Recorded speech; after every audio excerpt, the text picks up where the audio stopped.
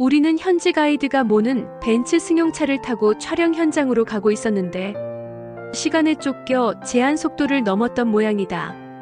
지형이 험해 빠삐용 절벽이라는 곳에 다다랐다는 안내를 받는 순간 갑자기 반대 차선에서 육중한 트럭의 모습이 보이는 게 아닌가. 공교롭게도 하필 앞자리에 앉아있던 나는 엉겹결에 팔뚝으로 얼굴을 가린 채 의식을 잃었다. 깨어나니 병원이었고 미국인 의사가 상처를 꿰매고 있었다. 다행히 얼굴은 다치지 않았지만 차의 앞유리창이 깨지면서 팔뚝이 걸레처럼 해지고 말았다. 나의 첫 해외 나들이는 이후 일정이 모두 취소됐고 나는 팔뚝에 붕대를 감고 서울로 돌아와야 했다. 귀국 후 평소 잘 다니던 집 근처 병원으로 가 치료를 받으려고 붕대를 풀어보이니 의사 선생님이 기겁을 했다. 꿰맸다는 것이 너무 얼기설기해 놓아 재수술을 받아야 한다는 것이다. 그것도 그대로 두면 흉터가 남을 것이므로 피부 이식 수술을 해야 한다고 했다. 어쩔 수 없이 큰 병원으로 옮긴 나는 의사의 말대로 엉덩이에 살을 떼어 팔뚝에 이식하는 수술을 받았다. 그런데 문제는 재수술을 받은 다음 날 남부군 팀으로부터 촬영 일정이 앞당겨졌으니 강원도 오대산으로 오라는 통보가 온 것이었다.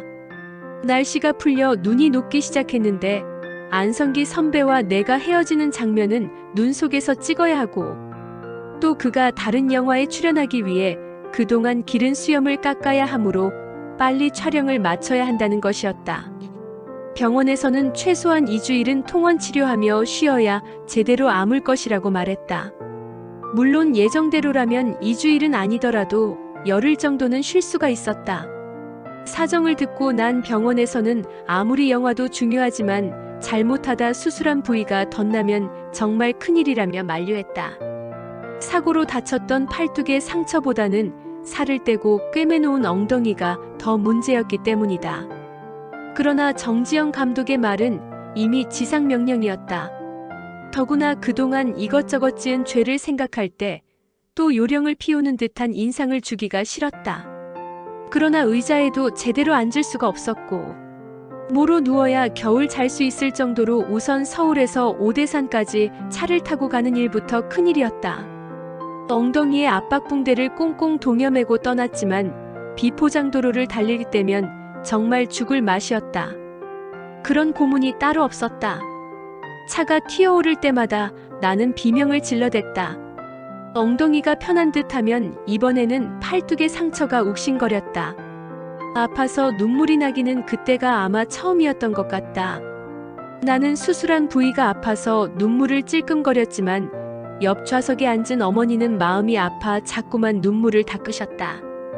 진실아, 이번만 하고 이제 다 그만두자. 나는 대답하지 않았다. 그럴 것 같았으면 서울에서 아예 출발하지도 않았을 것이다. 현장에 도착하니 눈은 벌써 녹기 시작했고 눈처럼 보이게 하기 위해 소금을 수십 가마니는 가져다 뿌린 것 같았다. 내가 안성기 씨와 해야 할 시는 이태와 박민자가 헤어지는 부분이었다. 박민자는 정표로 만년필을 건네주고 이태는 자신이 쓴 시를 주며 헤어지는 장면은 1년여에 걸쳐 온갖 에피소드를 남기던 남부군의 촬영이 끝나는 순간이기도 했다. 엉덩이의 통증으로 다리를 좀 절었고 팔도 잔뜩 감아놓은 붕대 때문에 부자연스럽기 짝이 없었지만 나는 최선을 다했다. 어머니는 마지막 촬영이 끝나고서 숙소로 돌아오며 또 한 번 다짐을 했다. 진실아, 이젠 영화고 드라마고 안 했으면 좋겠다. 잘못하다가는 널 잡겠다. 그날 숙소에서 벌어진 쫑파티에서 정지영 감독은 처음으로 내게 칭찬을 하셨다. 다쳤다고 해도 어느 정도인지 몰랐던 정 감독은 현장에서 내 몸 상태를 보고서야 깜짝 놀랐고 불평 한마디 없이 연기를 해낸 내 모습이 그렇게 대견할 수 없다는 것이었다. 연기자들은 그 맛에 이 세계를 떠나지 못하는 것 같다. 영화인들이 사서 고생을 하면서도 영화판을 떠나지 못하는 이유가 또 하나 있다.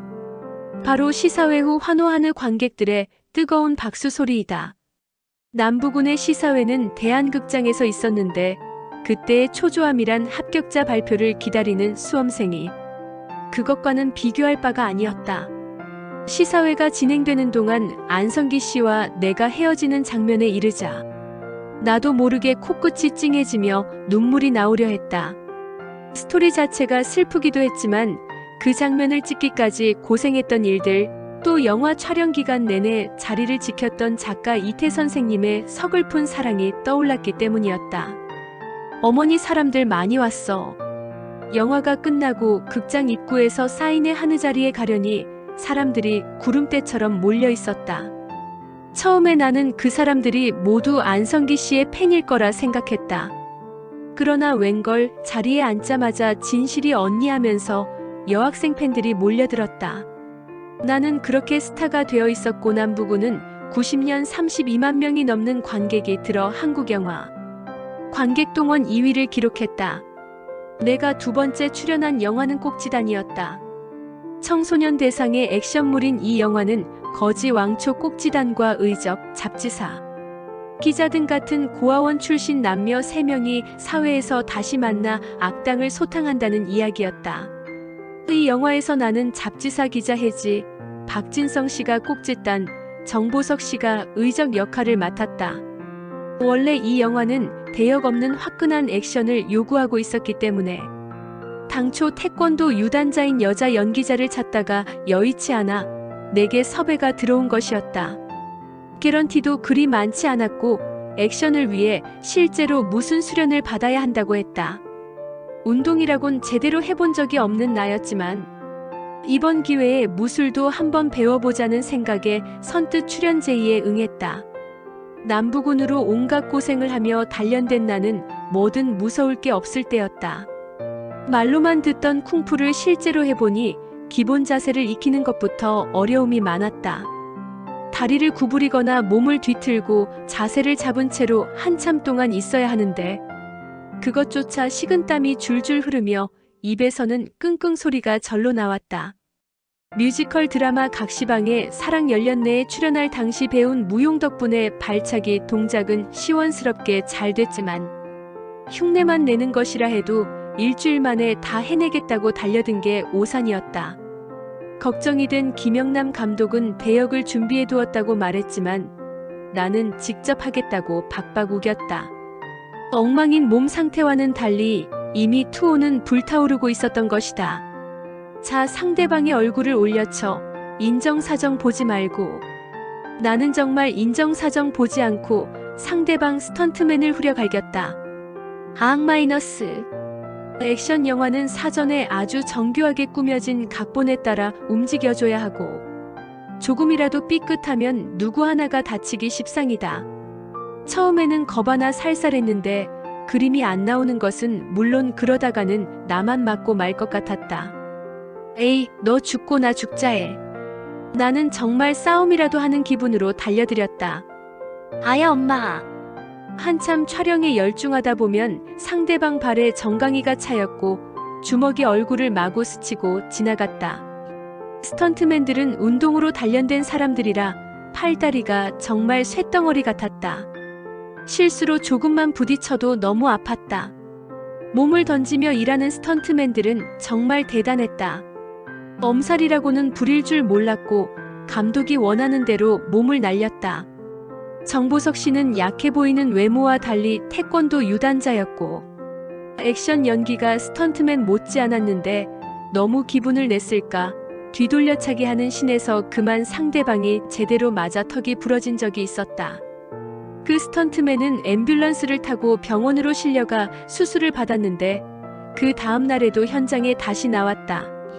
턱을 철사로 고정하고 온 그는 주변의 만류에도 불구하고 아무 일도 없었다는 듯 입을 꾹 다물고 활용에 임했다. 칼을 휘두르며 덤비는 악당들과 싸우는 장면을 앞두고 걱정을 하고 있던 나는 이 모습을 보고 다시 투혼을 불살랐다. 자, 덤벼. 나는 눈을 똑바로 뜨고 이리 피하고 저리 피하며 악당들을 격퇴했다. 이윽고 컷하는 소리와 함께 박수가 터져나와다. 몇 대 얻어맞다가 한숨을 돌린 스턴트맨들 입에서 우리 수당 좀 올려주쇼. 저렇게 인정사정 안 봐주고 대드는 여자는 처음 봤어요 하고는 혀를 내두르고 있었다. 활용 기간 동안 나는 발목이 자꾸 비었다. 사실 몸은 비리비리한데 정신력만으로 버티려니 부상이 속출할 수밖에 없었던 것이다. 그때마다 무술 감독을 하시던 송사범이라는 분이 계속 침을 놓아주었다. 무술만 고단자가 아니라 침술에 있어서도 정평이 나 있다는 그분이 침을 놓고 피를 뽑아주면 신기하게도 부상당한 곳이 금방 낫곤 했다. 그러나 촬영을 모두 끝내고 보니 온몸이 성한 데라곤 없이 멍투성이었다. 어머니가 또 옆에서 울먹이는 목소리로 말했다. 진실아, 내 몸 어디 나만하겠냐? 이제 살 만큼 됐으니 너만 좋으면 그만두자. 그 즈음에 완전히 영화의 맛을 들인 나에게 어머니의 호소는 푸념일 뿐이었다. 앞에서도 말했다시피 나는 이미 영화의 투혼을 불사르고 있는 중이었던 것이다. 그리고 그 투혼은 근래에 내가 잠시 쉬기까지 6, 7년 동안 쉬지 않고 타올랐다. 꼭지단에서 액션 연기가 소문이 났는지 하이틴 영화 있잖아요. 비밀이에요. 이 마이너스 아직 못다 한 이야기에서도 액션 연기를 보여줘야 했다. 이 영화는 내가 진영이와 처음으로 함께 출연했고 이경영, 김보성, 안정훈, 개구우먼 신경숙 등 당시 하이틴 스타들이 총출동한 탓에 촬영 기간 내내 장안의 화제였다. 91년 12월 중순 저녁 기온이 그날따라 영하 10도 이하로 떨어진 아주 추운 날씨였다. 이태원의 어느 언덕배기 주차장에서 격투신이 있었다. 조그만 감독이 내 어깨를 툭툭 치며 분위기를 북돋았다. 최진실, 오늘 다치마리 영화가에서 쓰는 격투신의 은어 촬영이니 화끈하게 한번 해보자.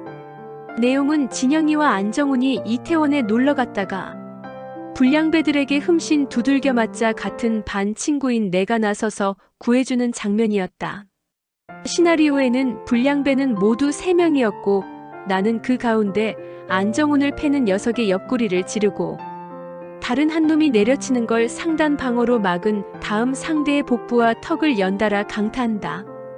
그리고 나서 두목격인 한 놈이 아주 제법인데 하며 달려드는 순간 2단 옆차기로 날아 턱을 차고 도끼날차기로 뒤통수를 가격한다.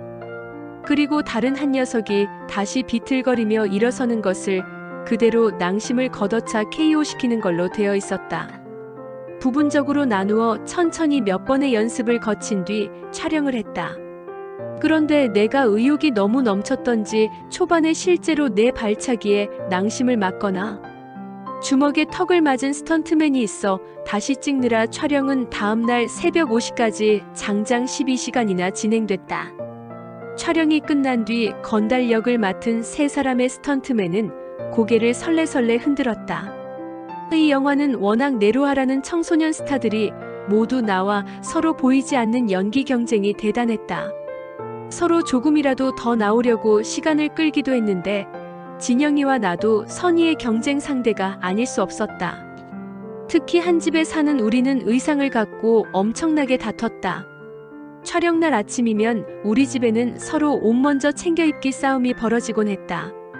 바지나 치마는 같이 못 입지만 티셔츠 종류는 남녀 구분이 없어 아침에 먼저 일어나는 사람이 임자였다. 그래, 입어라 입어. 아침만 되면 우리 집 거실은 온통 옷으로 넘쳐나곤 했다. 세탁소가 따로 없었다. 물론 반장난이었지만 결국 어머니는 그만 좀 두지 못하겠니? 하고 화를 내셨고 대개 옷은 진영이가 차지하는 것으로 결말이 났다. 어머니는 양보하는 나를 보고 그래, 내가 누나는 누나다 하고는 진영이 먼저 나간 뒤에 따로 두었던 예쁜 티셔츠를 꺼내주시곤 했다. 내가 처음으로 웨딩드레스를 입은 영화가 나의 사랑 나의 신부이다. 태어나서 처음으로 입는 웨딩드레스라 아무리 영화라 해도 가슴이 두근거렸다. 상대 역은 코믹한 이미지로 한창 떠오르고 있던 박중훈 씨였다. 박중훈 씨는 워낙 막힘이 없고 뒤끝이 없는 사람이었다. 누구에게나 첫 대면부터 자연스럽고 친근하게 대하는 스타일이어서 가끔 본의 아니게 오해를 불러일으키는 경우도 있었다. 나와 처음 만났을 때가 그랬다. 어이, 자네가 최진실이야? 영화사에서 처음으로 얼굴을 마주한 박중훈 씨는 껄렁껄렁한 표정과 몸짓으로 다가오더니 손을 내밀면서 그렇게 말했다. 아무리 선배지만 초면에 바로 반말을 해서 무시당한 기분이 드는 걸 어쩔 수 없었던 나도 같이 반말을 해버렸다. 그러는 자네는 누군가? 그러자 박중훈 씨는 예복에 만만치 않은데 하고는 껄껄껄 웃어댔다. 나의 사랑, 나의 신부의 주인공을 맡은 우리 두 사람은 그렇게 처음 만났지만 금세 오빠 동생하며 친해졌고 영화 촬영도 재미있게 잘 진행이 됐다. 박중훈 씨는 촬영 현장에서 늘 짓궂게 장난을 쳤고 농담도 잘했다. 아무리 힘든 작업이라도 그가 주변에 있으면 활기가 넘쳤다. 한 번은 순진한 우리 어머니를 깜짝 놀라게 한 일도 있다. 저 사윗감으로 어때요, 어머니? 박중훈 씨가 촬영장 주변에 있던 어머니에게 다가와 느닷없이 묻는 것이었다. 누구나 농담인 줄 알고 있었지만 어머니는 꽤 심각했었나 보다. 나는 장모감으로 괜찮아요? 하며 함께 농담으로 받아치면 자연스러울 걸 어머니가 정색을 하며 말했던 것이다. 난 싫어요. 엉겁결에 그렇게 말한 어머니는 두고두고 이때 박중훈 씨가 무안해하지 않았을까 걱정을 하곤 했다. 그러나 그런 일로 무안해할 박중훈 씨가 아니다. 그는 크게 웃기만 할 뿐이었다. 그런데 박중훈 씨가 그런 말을 물어본 데는 이유가 있었다. 어머니가 극 중에서도 친정 어머니 역할로 출연했기 때문이었다. 카메라 앞에서 직접 서지는 않았지만 한복 곱게 차려입은 모습이 사진첩을 통해 등장했던 것이다. 이 영화는 대학 동창인 남녀가 결혼을 해서 벌이는 아기자기한 사랑 이야기를 영화화한 것으로 남자는 여자아기 나름의 삼성전자 CF에서 현명한 가정주부 역할을 했던 내 이미지를 떠올려 캐스팅한 것이었다. 나로서는 데뷔 후 세 번째 영화였는데 실질적인 주인공이었고 또 신혼의 주부 역을 해보기도 처음이었다. 강행군으로 찍었던 남부군이 낙곡지 딴과는 달리 나의 사랑. 나의 신부는 시간적 여유가 많아서 조금 하다가는 밥 먹고 합시다 하고 충분히 쉬어가며 찍었다. 힘들었던 것이 있다면 담배 피우는 장면이었다. 신부가 가출을 해 강원도 탄광촌 다방으로 흘러들어가는데 거기서 타락한 듯 담배를 피워야 하는 장면이었다. 지금은 담배를 피우지만 당신은 담배 연기 한번 맡아본 적이 없는 상태였다. 처음에는 빠끔 담배로 어떻게 넘겨보려고 했으나 실감이 난리가 만무했다. 에이 컷! 정말 담배 안 피워봤나 보네. 감독은 담배 피우는 법을 실제로 시범해 보이고 나서 다시 촬영에 들어갔다. 가르쳐준 대로 나는 깊숙이 연기를 들어 마시긴 했는데 의외. 나중에는 구토까지 하며 하루 종일 이 장면만 찍었다. 어쩌면 당시에 이 담배 피우는 장면으로 인해 담배 맛을 알게 되는지도 모르겠다. 나는 소망한다. 내게 금지된 것을은 영화 제목만큼이나 모험이었다. 수잔 브링크의 아리랑에서 처음 만났던 장길수 감독과 다시 호흡을 맞춘 작품인데 그동안 지니고 있었던 순진하고 깜찍한 이미지와는 정반대였기 때문이었다. 전문 용어로 사이코 터치 페미니즘 계열의 이 영화는 양귀자 씨의 베스트셀러 소설을 영화한 것으로 가정을 버린 아버지에 대한 증오로 남자들에게 복수의 칼을 들이댄다는 것이 기본 줄거리였다. 나는 여기서 깜찍한 신세대 아가씨가 아니라 잔인하고 변태적인 40대 아주머니의 모습으로 변신해야 했다. 우선 헤어스타일부터 아줌마 퍼머의 칙칙한 코트, 체크무늬 목도리 같은 의상을 입었다. 그러나 어린아이 티가 팍팍 나는 얼굴과 피부를 어떻게 하면 자연스럽게 고칠 수 있을까부터가 고민거리였다. 새로운 연기 세계에 대한 도전으로 무척 흥미로웠지만 데뷔 이후 40대 연기는 처음이라 촉 이미지가 훼손되는 건 아닌가 걱정스럽기도 했다. 이 영화에는 폭풍의 계절에서 남편 역할을 맡았던 임성민 씨가 다시 상대역으로 등장하는데 여성문제 상담소 연구원인 내게 납치당해 처참하게 린치를 당하는 역할이었다. 이 무렵 임성민 씨와는 모 패션 CF를 찍으며 호주까지 함께 동행하는 등 연달아 커플로 캐스팅돼 눈빛만 보아도 연기 호흡이 잘 맞아 좋았다. 다만 간이 나빠 늘 고생하는 모습이 옆에서 보기에도 안쓰러웠다. 나는 왜 그렇게 잘 다치는지 나는 소망한다. 내게 금지된 것을에서도 예외가 아니었다. 남산영화진흥공사 특수촬영실에서 있었던 액션씬이었는데 과거 꼭지단에서 이미 익혀놓은 액션 노하우가 있어 처음에는 별 어려움 없이 잘 진행되었다. 임성민 씨를 납치해 지하실에 가두어 놓고 신복 부하인 유호성 씨와 린치를 가하는 장면을 너무 실감이 난다며 이 장면을 지켜보던 어머니는 내 딸 맞니? 하며 얼굴을 감싸줄 정도였다. 안 됐군요. 짐승처럼 묶여있다고 너무 수치스러워하지 마세요. 이건 당신이 자초한 거니까. 어떤 여자들은 일생 동안을 이보다 더한 사슬에 묶여 살아가죠. 철제 침대에 묶여 몸부림치고 있는 임성민 씨에게 퍼붓는 내 목소리가 촬영장 안을 울렸다. 앙칼지기 그지없는 목소리에 나 스스로도 소름이 끼쳤다. 140평 남짓한 이곳 세트는 열흘째 밤을 새우며 촬영을 하느라 배우며 스태프들이며 거의 악에 받쳐 있었다. 그 촬영이 있기 며칠 전에 양수리에서 트럭과 속도 경쟁을 벌이며 운전하는 씬을 대역 없이 찍어댔던 나도 제정신은 아니었던 것 같다. 아이쿠.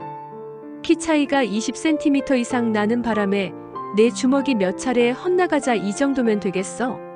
하고 자세를 낮추던 임성민 씨는 아직 맞을 준비가 되어 있지 않았는데 그만 내 주먹이 왼쪽 턱에 정확히 꽂혔던 것이다. 야, 이거 너무하잖아. 임성민 씨는 얼굴을 감싸며 신음소리를 냈다. 그런데 사고는 여기서 그치지 않았다. 그 다음은 유호성 씨 차례였다. 만능 스포츠맨이라는 그도 핸드백으로 계속 얻어맞다가 나중에는 맥주병에 머리를 얻어맞는다는 신을 앞에 두고는 불안한 모양이었다. 그러나 문제는 내가 바보 같은 자식. 그따위로 일을 처리하면 어떡해? 하며 핸드백으로 얼굴을 때리다가 맥주병으로 내리치는 장면에서였다. 설탕으로 특수 제작된 맥주병이라는 이야기를 사전에 들었던 나는 마음 놓고 맥주병을 집었다. 그런데 왠지 맥주병이 묵직한 것이 아닌가. 이상하다고 느낀 순간 그러나 돌이키기에는 너무 늦어버렸다. 맥주병이 깨지며 유호성 씨가 비명을 질렀고 나 역시 손에 극심한 통증을 느꼈다. 깨진 맥주병 조각이 왼손바닥 엄지와 집게 손가락 사이를 갈라 피가 줄줄 흐르고 있었다.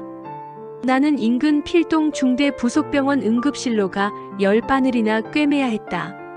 소품 담당이 실수로 진짜 맥주병을 가져다 놓았던 것이다.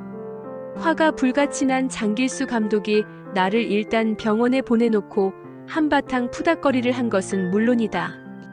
붕대를 감고 다시 촬영장에 들어온 나는 큐 사인이 떨어지면 붕대를 풀었다가 컷 사인이 떨어지면 촬영장에 대기 중인 간호사에게 치료를 받고 다시 붕대를 감았다. 열흘씩 집에도 못 들어가고 촬영장 근처에 임시 숙소로 잡아놓은 아스토리아 호텔에 가서 잠깐씩 눈을 붙이다 보니 몸은 거의 파김치였다. 그래도 간질환이 심각해 몸이 좋지 않으면서도 아프다는 소리. 한마디 없이 촬영에 임하는 임성민 씨를 보면 피곤하다며 엄살을 부릴 처지가 못 됐다.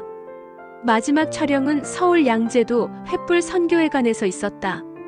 며칠 동안 잠 한숨 제대로 못 잤지만 이날만은 마지막 피치를 올린다는 생각으로 피곤할 줄 몰랐다. 여성운동의 새로운 전망이라는 플래카드 밑에 수십 명의 보도진이 몰려든 앞에서 펼쳐지는 심포지엄이 바로 마지막 장면이었다.